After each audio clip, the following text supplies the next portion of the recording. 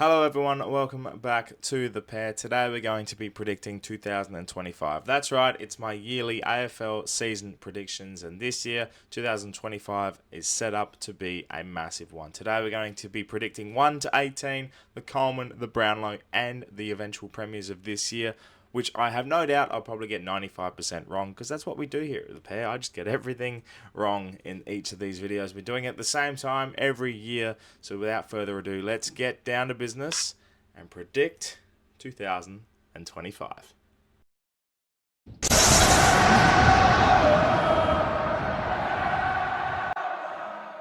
Please leave comments as you watch, as you go. Would love some feedback. Constructive, of course. Don't abuse me for your team being 18th or 1st. Regardless of the outcome, I'll probably be wrong this year. My opinion is just mine, so please share responsibly in the comments, and I can't wait to see what you guys think. So, let's get straight into it. 18th position on the ladder is probably the most predictable one, yet somehow I think this may get wrong. I'm not sure, but it's Richmond. Obviously, the young group, the young talented group are going to be taking a step back this year, I feel. Adamuse will have no doubt be wanting to get as much out of this year as possible, but he has a free pass. You know, you have so many youngsters, so many developing, and you're going to have a year where have no doubt you'll have some lean patches, some good patches, and everything in between. So I'm looking forward to seeing what Richmond do this year, but have no doubt they'll be finishing a wooden spoon once again. In 17th position, I have North Melbourne. Now, I feel like similar to who will be 16th as well, they could catch us off guard this year. But the bottom three do feel like that they're going to be pretty similar over the last couple of years of what they've been already. So I have 17th as North Melbourne. And 16th with West Coast. Now, I've combined the two because I feel like 5 wins last year could be improved on. But with the cattle that are ahead of them, I feel that North just might not grasp as much as they'd like this year. I think they have to find improvement. You know, North are a team that have capabilities. They had a good stretch in the middle of last year as well. They've got some good recruits in, some experience with Luke Parker and Jack Darling. You know, they've got their stars in Nick Larkey and Davies Uniacke as well. They've got so much talent that comes with them, Harry Sheasel as well. So I feel like that 17th is a bit harsh for North, but with who's in front of them, I feel like they'll just be a little bit, maybe a game or two behind of what's to come. And West Coast in 16th as well will be similar in their patterns and the way they go about it. I think the difference between West Coast finishing 16th and North 17th is the fact that West Coast home ground advantage will maybe become a little bit more of a difficult travel for teams that are going over there. I know it's a fortress when it's up and running, but I think we saw it last year. There was a couple of times they caught out teams and really rode them to the last minute. So I feel that there is a potential there for West Coast to maybe jump a couple of extra spots as well with that home ground advantage. In 15th place, I have Melbourne. Now, Melbourne are a team that definitely disappointed in 2024. I feel like they're on the downward trajectory again. I don't feel like they're going to bounce back this year. I think they've got a lot to focus on, and they've got to get a lot of things right for them to bounce back into the 8. And now, this 15th position isn't a disrespect to Melbourne. I feel like they'll just be on the wrong end of the stick compared to some other teams ahead of them. And going into this year, I feel like that they could definitely prove me wrong and make the 8, and I'll be happily proven wrong with Melbourne. But yeah, I feel like a lot of angst there. The unknown with Clayton Oliver, the unknown with Christian Petrarca, Max Gawn's a year older. Their experienced stars are feeling it a bit. What youngsters are going to stand up this year and take the realm? So it'll be interesting to see with Melbourne. They're a watch and see in 15th. They're not 15th 10 years ago was shit. Simple as that. Now 15th is somehow bottom 4, yet still challenging. In 14th, I have St Kilda. Now with the Saints, I feel like they'll have a similar year to Melbourne. I don't like the way their injuries are sort of progressing through at the moment. They've had a lot of long-term injuries. Philippu's a massive loss for the first half of the year. Rowan Marshall's definitely got a question mark on him with that pelvis injury, but he'll no doubt play round 1, as I've been told. They keep dropping. They keep having little injuries and little issues here and there. So I very much question the Saints this year. I'm not sure what they'll produce. You know, their 2023 season was remarkable. Their 2024 was the most St Kilda season ever, and I feel like 2025 is, you know, they could be 14th or could be 5th. You know, they're that 15th to 6th position mark is definitely a lot different to what 15th to 6th would have been 5-10 years ago. So it's the closest the comp's ever been, in my opinion, and St Kilda are going to be just, again, similar to the D's, on the wrong end of the stick. In 13th, I have the Western Bulldogs. Now, for the Doggies, I feel like they're the ones to drop out of the 8, and they're the ones to be hit a lot differently than the other teams. I feel like they're a stagnant 8th, 7th type team, and not really finding their way to becoming a premiership threat again. Could be wrong with that. They've been so high for so long, and I feel like their elimination final loss to the Hawks last year just damages them a little bit more in their credibility. In my opinion, they have some stars. I have no doubt about that. But if someone please just helps the Bont out, that would be fantastic, because that man's shoulders would be sore as hell. And with, you know, question marks around Jamara, with an ageing list, and, you know, differences in sides and structures, I feel like they might be caught out a few times in 2025. But we'll wait and see. I could be wrong, and there could be, Doggy fans coming after me after that. But you know what? If I'm wrong, I'm wrong. In 12th, now this was the hardest position to pick, because I have about 6 teams going through different drafts of my ladder. You know, 6 different teams sat in 12th place at one or another, and I landed with Essendon. I don't know about Essendon. They're the most unpredictable side. You know, they could be, you know, last year they were second after 11 rounds, and all of a sudden they missed the 8 completely. They fell off a cliff. I feel like their young brigade, Archie Perkins, you know, Jai Caldwell, these types of players are the reason they will have a strong 2025. You know, their midfield with Zach Merritt and Darcy Parish, you know, they're a year older. I don't think Sam Draper's a premier ruckman, but I think he can do the job. Their forward line's a little bit unpredictable. Their back line's very questionable. I love Harrison Jones on a wing. I love Xavier Dersma on a wing. I think they have some star power and the ability to make a 2025 season successful. But at the same time, I can't fully predict that. I have to be safe with Essendon. I think 12th is probably where they'll land, and comfortably 12th, to be honest. In 11th place, I have a rising Adelaide. A lot of talk about the Crows this year, and as a Port fan, look, it's always nice to not see them make the 8.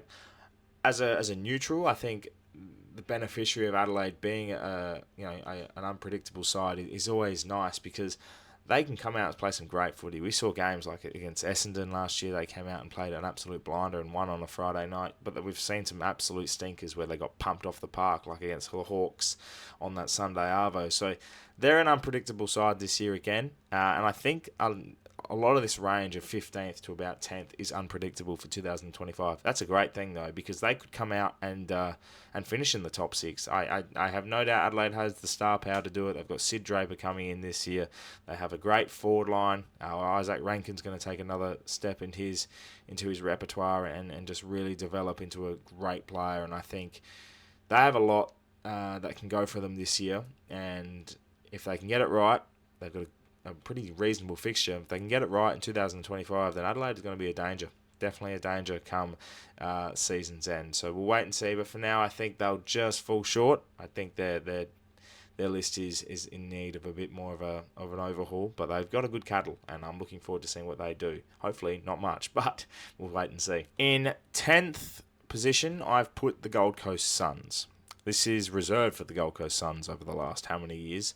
Do they play finals for the first time this year? I want to say yes. I really, really do. I really want to say yes. And I think from 10th to about 5th or even 4th, and you'll know the teams in a second, that they could chop and change like chess matches. You know, they really have the opportunity. I think they've got some great appointments. I think they've got some fantastic young brigade as well up there at People First Stadium. So I'm not sure what the Gold Coast will do. If they can find a couple of away wins this year, they're making finals, and they're going to be a hard side to play. If they can get a home final this year, finishing in 6th, I think they're going to be an absolutely damaging side come the final series if they make it. But for now, I don't have them making it. I think there's just a couple of stronger teams ahead of them that will finish above them in 2025.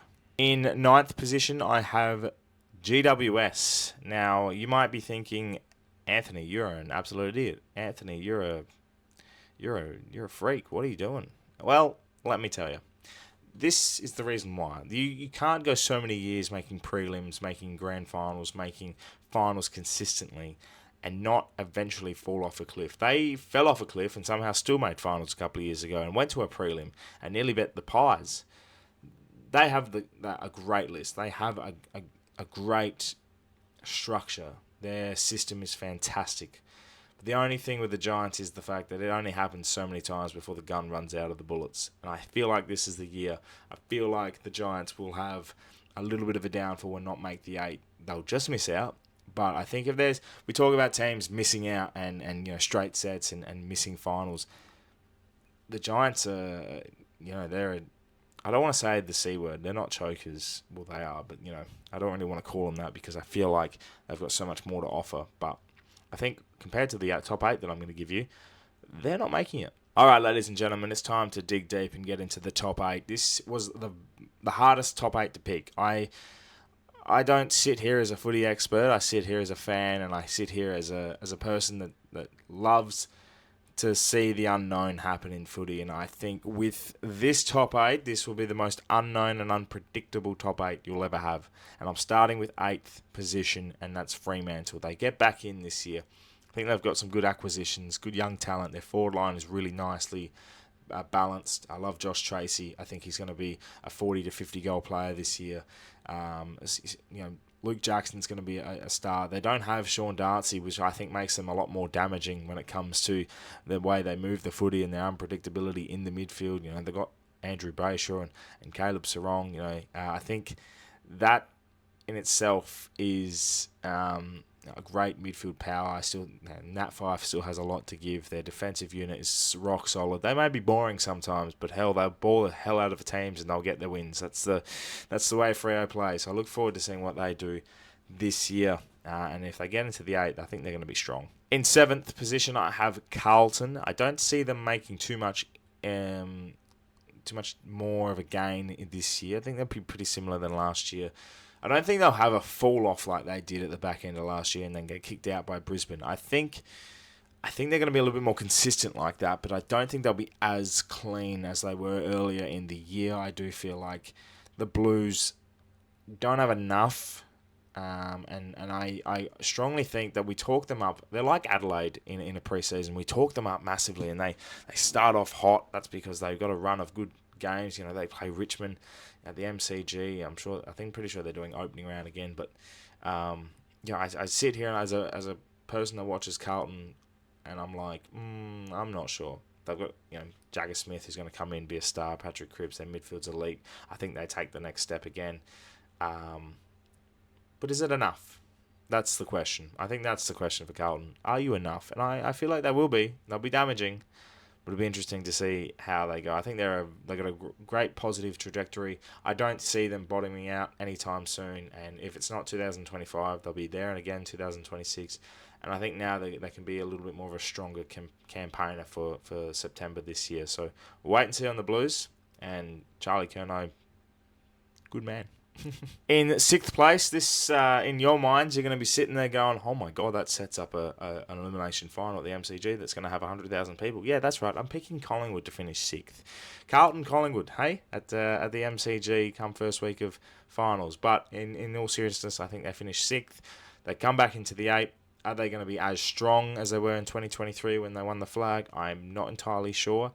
Their drop-off to miss finals in 2024 was questionable, and I kind of agree with a lot of pundits around that they're not as strong as we believe now. The 2023 system was phenomenal, but I think now because they've sort of been caught out a little bit, and their forward line's a little bit unpredictable.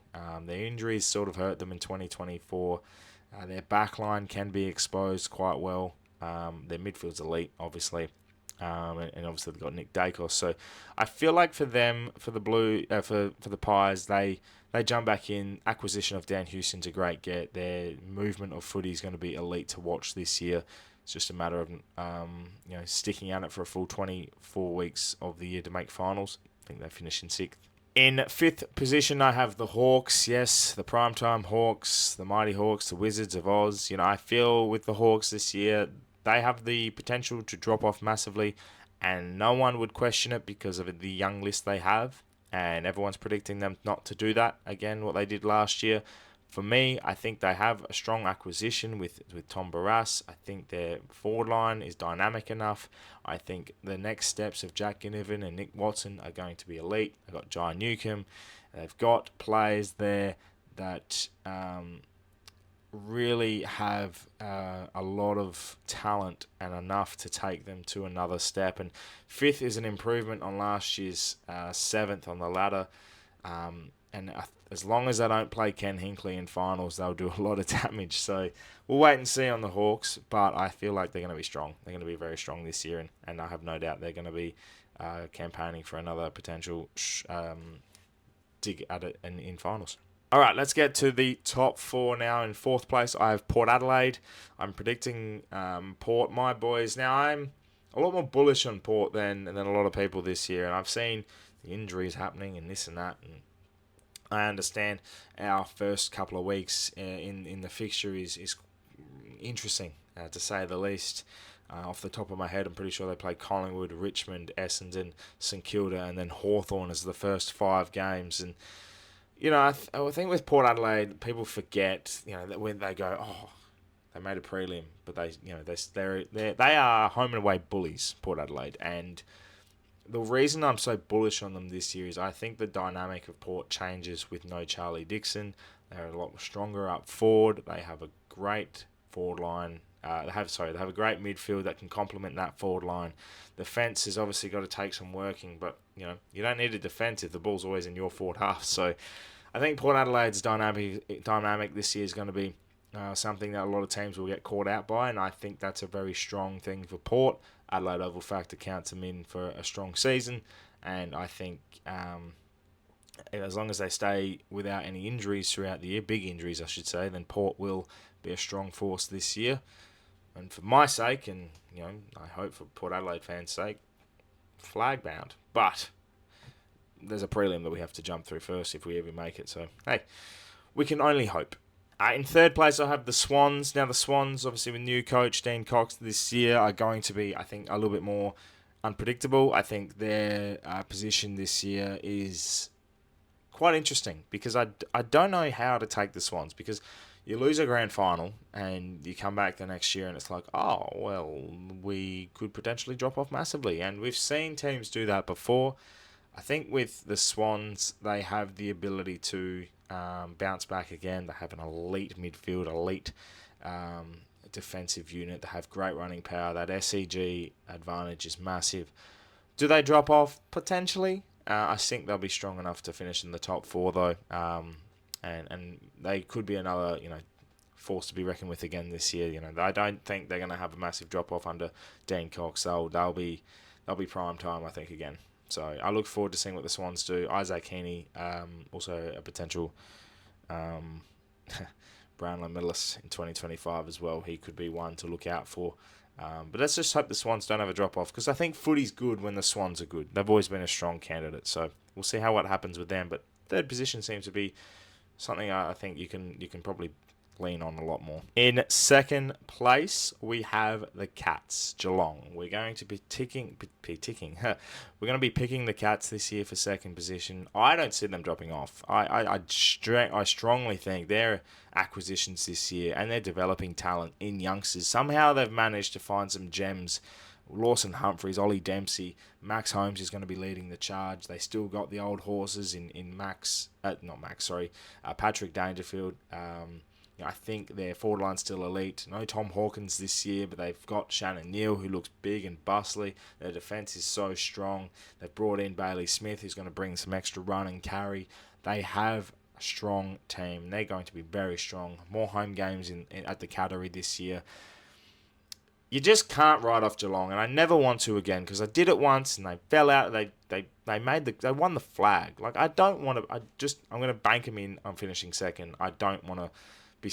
If they finish out of the 8, then I'm happy as days because everyone hates seeing Geelong all the time in the finals. You know, we always see you. We always see the Cats. Come on, give someone else a go. And whilst Geelong are always finishing in the top 4 or the top 8, Brisbane have been there for so many bloody times in the last decade now. It's ridiculous. Ever since they've jumped into the 8, they finally broke the flag They finally broke the flag curse last year with Chris Fagan, and it was glorious. A thing of beauty to watch. And I think with their ability to just continuously be strong, Levi Ashcroft out of the draft, they are going to be elite in 2025. The returning of Kitty Coleman, I think they'll find someone to replace Joe Danaher. Logan Morris has been, a very good contributor last year and only has another step to take. Henry Smith has got a lot of talent, and I think he can come in and poise well. Their forward line, can play those medium tall roles. They'll have Eric Hipwood. The way Brisbane win the flag this year, or even just finish top, Eric Hipwood has to kick 45, 50 goals this year. The rest of them, smalls, can do the job. Their midfield kicks goals. It's elite to watch. I hope Brisbane finish top again. And I just hope they do wonders this year, which leads me straight into who I think will win the 2025 AFL Premiership. And Brisbane's going back-to-back. Pride of Brisbane Town, I think they're going to be too strong. And, the probably runners-up will probably be Geelong. I think it's an unpredictable year. We saw a team win from 5th last year, which was Brisbane. This year, I think Brisbane's stocks are so high. They are, in an unpredictable season, I feel like a predictable winner occurs, and Brisbane are my pick. And you can pick any of the top 8, I think, any of the top 12 to even potentially be a damaging force this year. But for me, the Brisbane Lions will win this year's premiership. The individual awards, just quickly, I'll be predicting the Brownlow medal, who I think will be Caleb Sarong. If Freo have a better year, and they conjure more wins. He got 28 votes last year from Freo's 11 wins, or whatever they had last year. If they ended up having 13, 14, 15 wins, and he has the season that he had last year, add another 10 votes, he's winning the Brownlow. I don't think we'll have a Brownlow year where we see 45 again. I think it'll be a little bit more unpredictable than that. But Caleb Sarong is my pick. An outside pick. I know everyone's predictions videos will have Nick Dacos, Patrick Cripps again, or Sam Walsh, or someone will say Zach Butters, and I hope it's Zach. Honestly, I do. But Caleb Sarong's an outside pick, and I have full faith. And I really like Caleb Sarong. He's a good egg. Good footy player. My prediction for the Coleman medal is another outside pick. Joe Danaher is obviously not playing at Brisbane anymore. I don't think Eric Hipwood has the ability to kick 60 goals. I don't feel like Jeremy Cameron's going to be having a massive impact this year. I think he'll still kick his 50, 55 goals, but I don't think that's winning him at Coleman. The Carlton boys, Harry Mackay or Charlie Curnow, I think Curnow is probably an early favourite. But I don't know about Carlton's season, so we'll wait and see on that. And Curnow has a lot of injury question marks around him at the moment as well, so whether or not he has an interrupted start of the year, we'll see. My pick for the Coleman medal comes from the Gold Coast. It's Ben King. If Gold Coast, similar reason to Caleb Sarong. If the Gold Coast Suns have anywhere near of a good year and they make finals, and Ben King kicks another 10 extra goals this year. Don't forget he missed a couple of weeks as well during 2024. Ben King kicked 55 goals last year. I think 65 goals is a match-winning Coleman medal. That is a Coleman medal winning score. So that's my pick ahead of all the other picks. Who knows? Mitch Georgiadis might win it too. Thank you everyone for watching my 2025 season predictions. It's been a long one, it's been a lengthy one, and just like the season, it'll be taking a long time to see how these go. But regardless, leave a comment below about your thoughts about my predictions. What are your predictions this year? I look forward to seeing everyone else's across the YouTube community as well and on the socials. It's been a pleasure to watch. And we'll be also looking forward to seeing what's to come this year. Thank you so much for watching. My name's Anthony, and as always, can the pair.